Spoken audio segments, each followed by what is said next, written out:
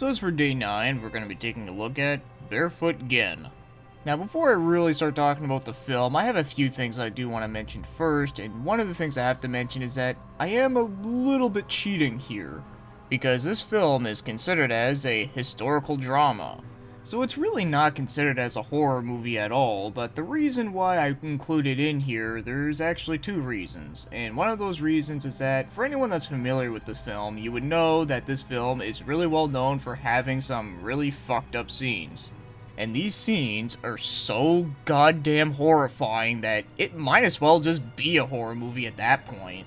And the fucked up shit that happens within this movie is very realistic, and I personally feel that any, movie or show that shows, realistic content that's, really shocking, I actually find that to be more scarier than, dealing with, the supernatural. And as for the second thing, and now this is a more personal reason, but it actually does make for a pretty amusing story, so I'll go through it quickly. So many years ago on YouTube, back when you were actually able to upload movies and animes all in different parts that had to be 10 minutes long and very low quality, I used to watch quite a few animes that happened to be uploaded to YouTube back then. Well, on the sidebar, I eventually saw this movie, but the title of it was in Japanese, so I had no idea what the hell the movie was called, but I figured I'd watch it. And 30 minutes into the film, I saw that one scene, and it actually legit scared me.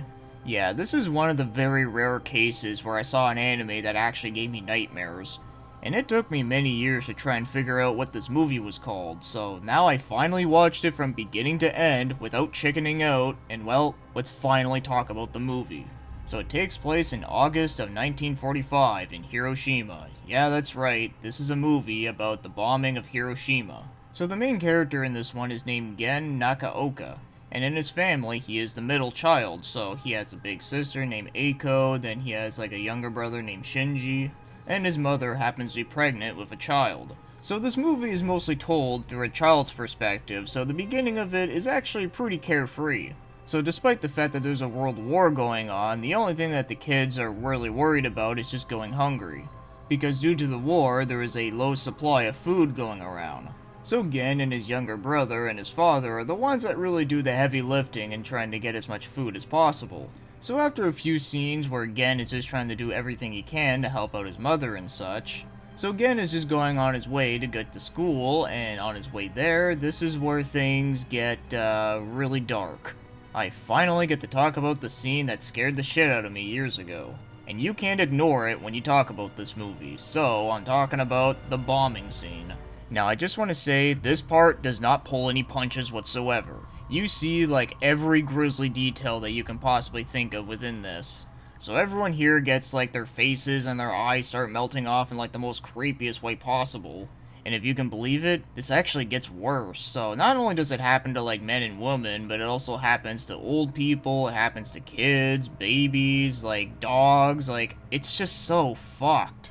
Especially knowing the fact that this isn't exaggerated, this actually happened. So that's why I say that this is more like a realistic horror. So that's where the younger version of myself stopped watching this and ended up I don't know, watching a YouTube poop or something. It sounds like something I would have done back in 2008, but anyways, the scene that happens right after that, honestly, is probably just as hard to watch, even though it's not nearly as graphic. So what happens here is that Gen wakes up, he's walking around, seeing all the carnage that's happening around him.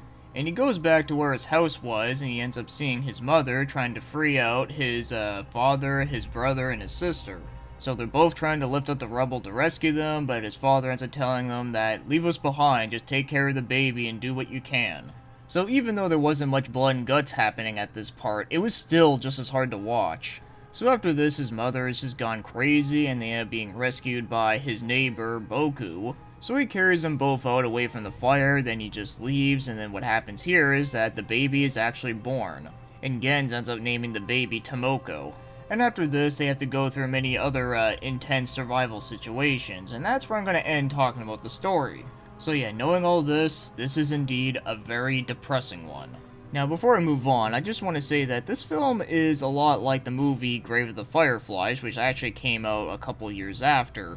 And I'm just letting you all know, I'm not going to be comparing this movie with that one. Sure, they both have like the same premise and such, and the same setting, but the thing is though, I haven't seen that movie in years, and my memory of it isn't like the greatest on it. I mean, I do remember like a few scenes, but for the most part though, I do forget a couple little things. So yeah, I figured I'd get that out of the way. So now, let's get moving on to the other things, like the animation. And I think that it's really great and really impressive. So the animation flow is just really well done, and all the characters are really recognizable looking, and even though this movie like looks more like a 70s anime than it does an 80s one, I think it actually does work well with the film. And of course, I have to mention that horrifying scene was actually really well done, which really makes it even more terrifying than it really is. And I'm willing to go out and say that this is probably one of the most goriest animes I've ever seen in my life. Mostly for the fact that it just has some gritty realism to it. But yes, I'm not sure if I'd say it's the most goriest though, but it is up there for sure. But overall, I really can't complain about the animation. I think everything was just perfectly well done the way it is. So now, as for the movie's music, this is also pretty damn great as well. So not only do you get a lot of nice sounding tracks, but it also does excel at creating the atmosphere. And the song that plays just before the bomb drops is just so suspenseful that it's just perfect. And the opening song is pretty cool sounding and I really dig it, and the song for the ending is very sad but very fitting. But overall, no complaints about the music, everything was just top notch. And now, as for the voice acting, if you're going to be watching this one in English, to be honest, and this might surprise you, but I actually found this one was quite good. Now, it isn't perfect, of course, but I will say that I feel like that it is probably one of the best, like, early dubs you can get at the time. Obviously, when I mean early dubs, I mean stuff, like, before, like, the 2000s.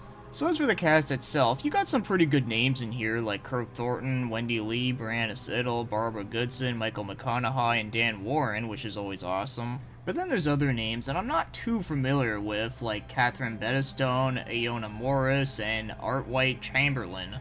And I feel like everyone at the very least was consistent and took their roles very seriously. But my big complaint with the voice acting here in English is that a lot of the random like side characters though, they sound a little bit too monotone, which is kind of fucked up given that the situation that they're in.